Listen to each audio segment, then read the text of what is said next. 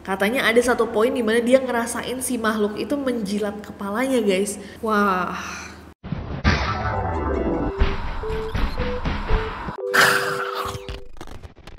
Hey guys, it's Nessie and welcome back to Neror. Gimana kabarnya Neroris? Semoga baik-baik aja. Semoga masih nungguin jadwal tayangan Neror. Kayak kita selalu nunggu-nunggu bahas yang serem-serem bareng kalian.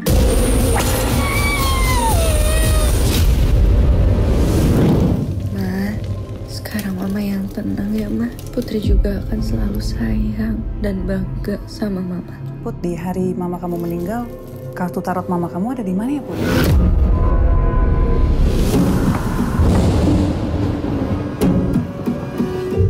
Putri, emangnya bisa juga kayak Bu Sari? Rumah ini sering dipakai meramal oleh Sari. Gue nggak tahu ini beneran mama atau bukan, tapi gue ngerasa kayak dia bisa ngeliat apapun yang gue lakuin.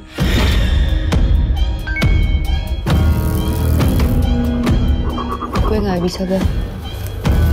Siapa tahu lo bisa jadi nyokap lo.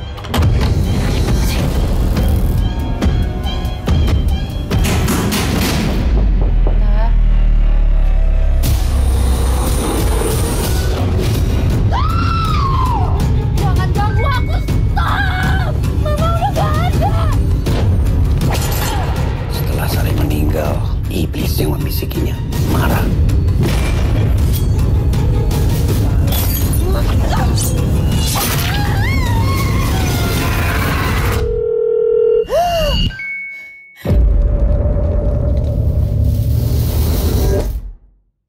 Hari ini kita akan kembali membaca salah satu pengalaman horor Neroris mengerikan dari salah satu Neroris kita yang bernama Gibran. Gibran mengirimkan email yang bilang, "Halo Nessie dan NCC, salam kenal, aku Gibran dan aku mau membagikan cerita pengalaman mamaku saat mamaku hendak dijadikan tumbal untuk pesugihan." Dan inti dari dia mengirimkan cerita ini guys, Gibran tuh mau kita belajar dari pengalaman mamanya agar berhati-hati dalam memilih orang-orang yang kita percaya, terutama kalau sudah dalam urusan percintaan.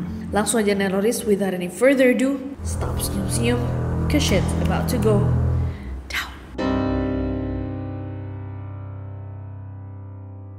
Ceritanya Gibran ini bermula saat Gibran masih kelas 5 SD di tahun 2010. Saat itu mamanya Gibran itu bekerja sebagai sales tas-tas branded KW dari kantor ke kantor.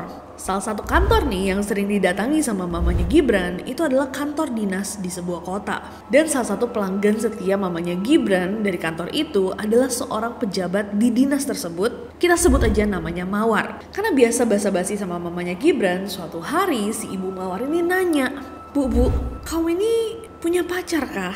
Karena memang mama sama papanya Gibran itu guys udah pisah sejak Gibran masih kecil banget, masih balita. Dan si ibu Mawar ini tahu bahwa mamanya Gibran itu adalah seorang janda. Jadi dia bertanya, apakah mamanya Gibran itu punya hubungan spesial sama seseorang? Dijawablah sama mamanya Gibran bahwa enggak, saya udah fokus gedein anak aja, kerja.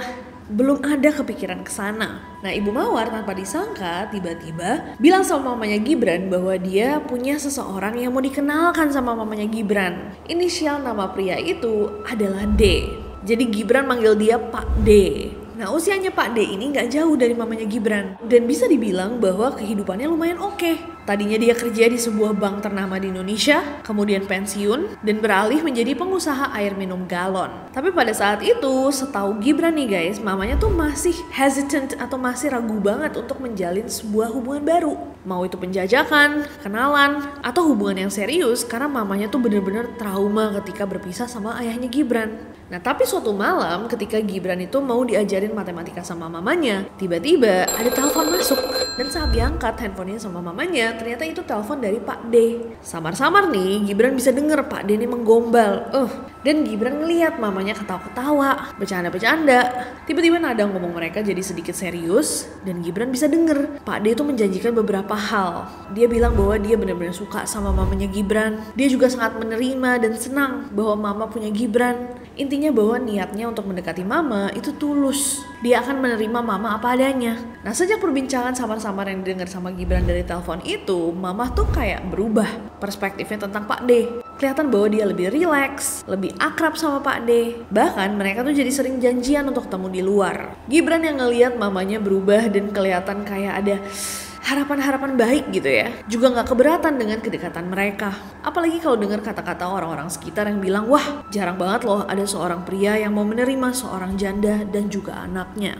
Gibran jadi berpikir apa mungkin mamanya memang beruntung ketemu sama Pak D. Nah tapi suatu hari guys, tiba-tiba mama memutuskan untuk menikah dengan Pak D.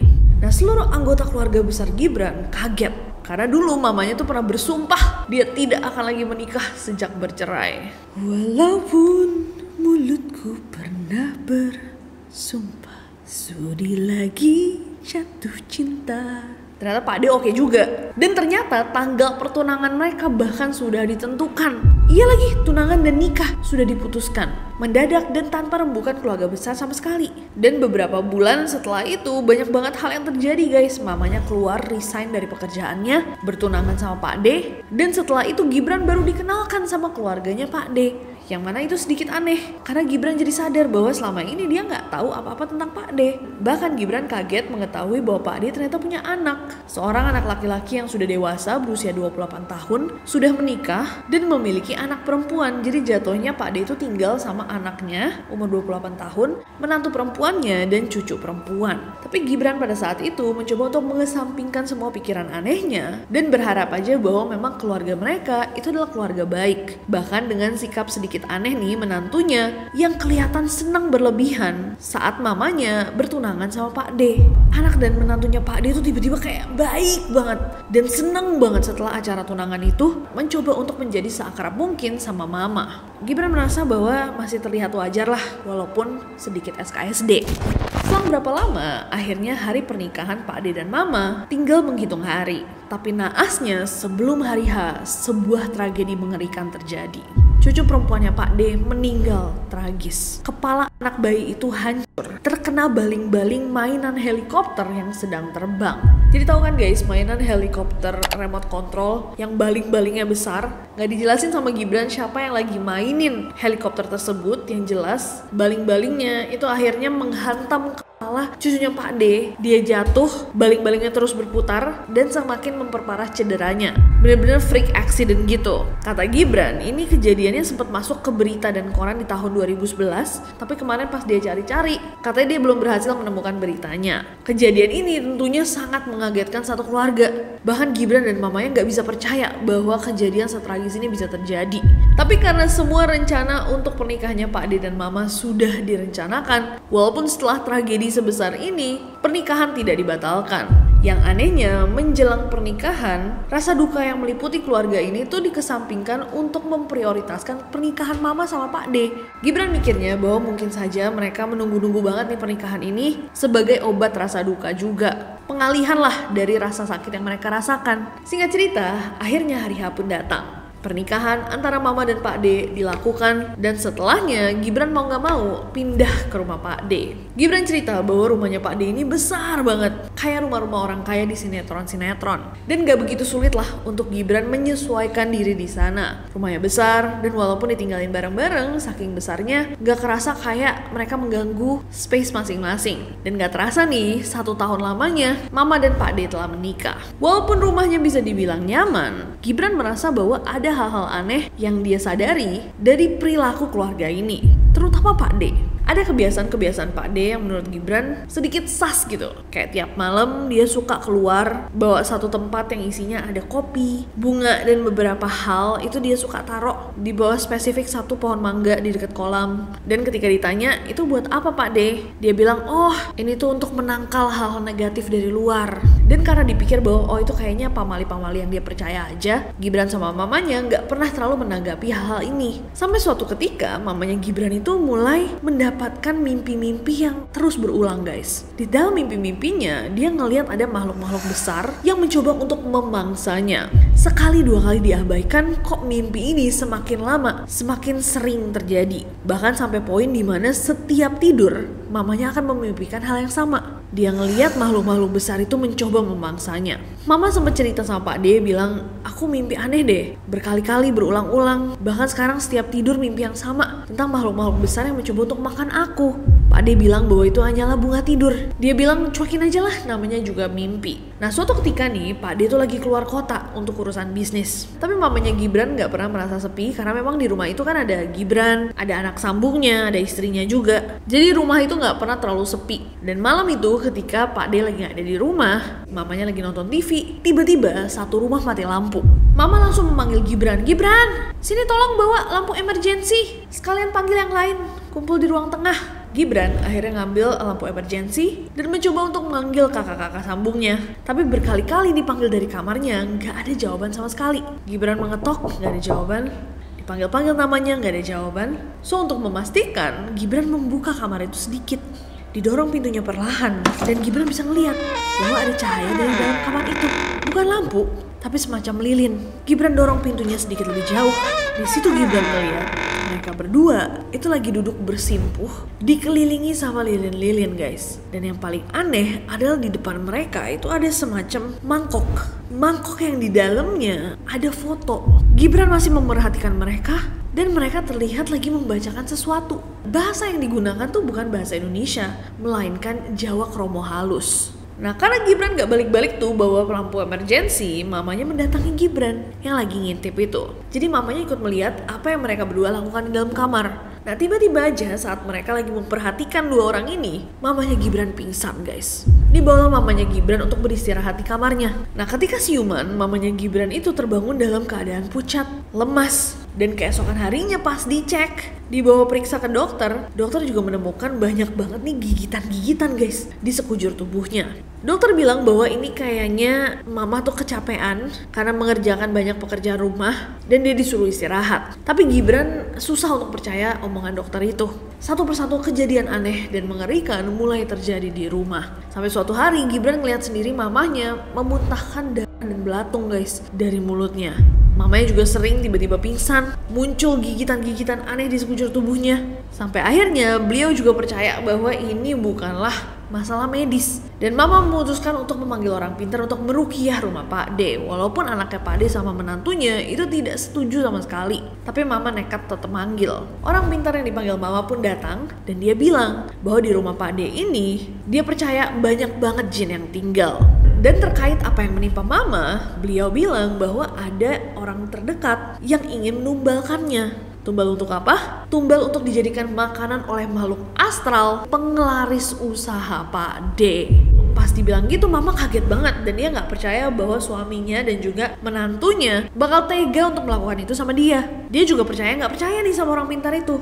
Tapi di hari-hari setelahnya, setiap dia ngelihat ada sesajen-sesajen yang ditaruh sama Pak D, mama akan selalu membuangnya. Sampai suatu hari Pak D sama anaknya sadar. Dan di hari yang sama, Pak D bilang sama Gibran, "Gibran kamu nginep dulu ya di rumah nenek. Soalnya Pak D sama mama mau berduaan di rumah." Gibran yang masih kecil pada saat itu percaya-percaya aja. Dia pergi ke rumah neneknya untuk berlibur sesaat, staycation, tanpa dia ketahui bahwa Pak D ternyata merencanakan hal jahat guys. Gibran diceritain setelahnya bahwa ternyata di hari itu Pak D membius mamanya melalui makanan dan minuman yang dimakan hari itu.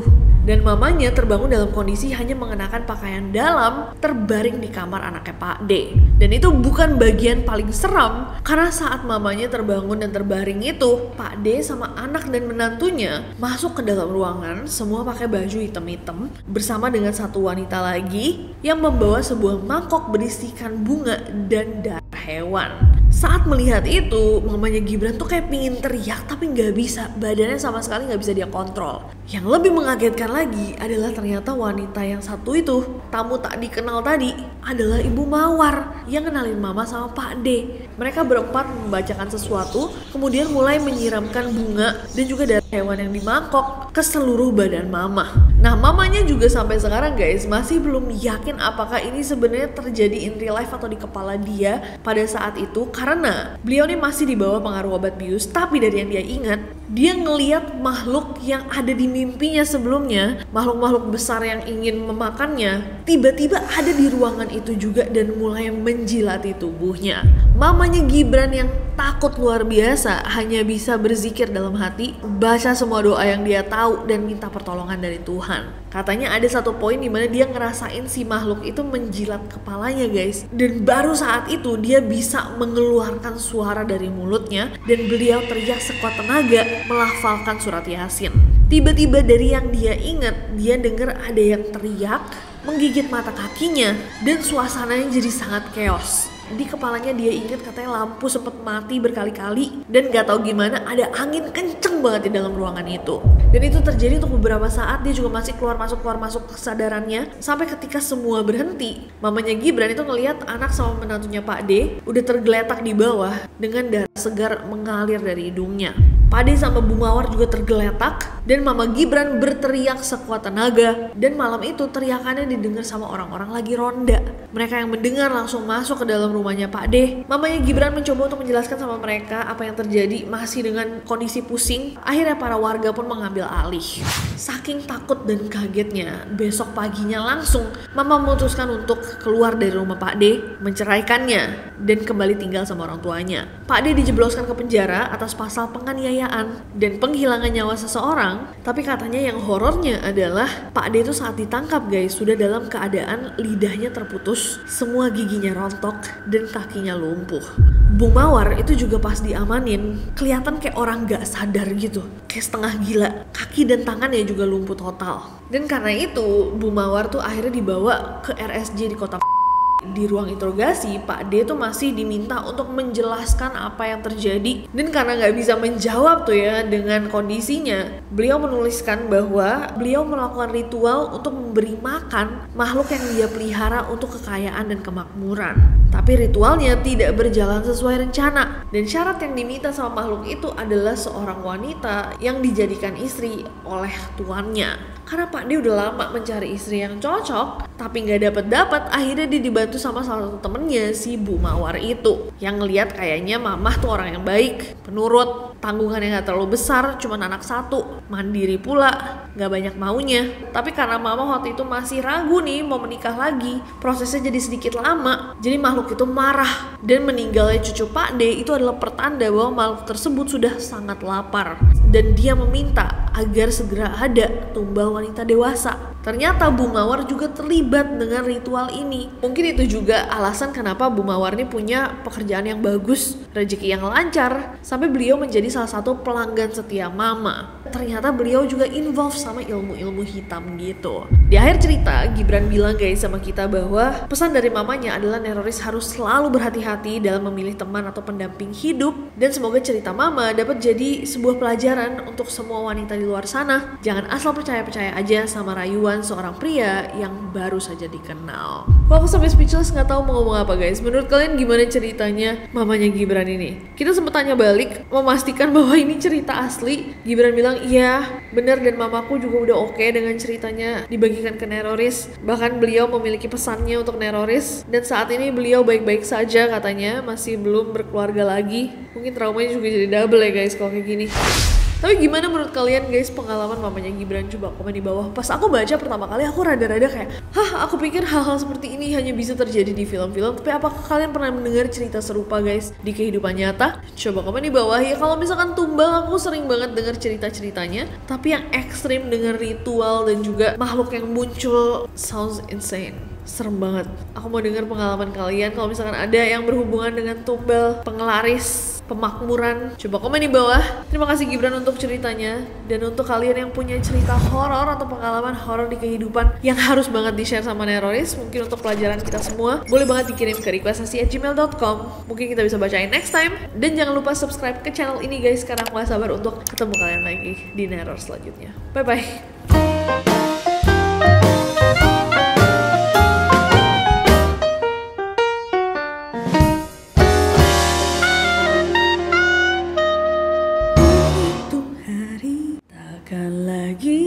Jatuh cinta gitu gak? Ya kan? Liriknya gitu gak sih? Bener Bil. Walaupun diri ini pernah bersumpah. Gimana sih? Kok gak jadi? Lalala.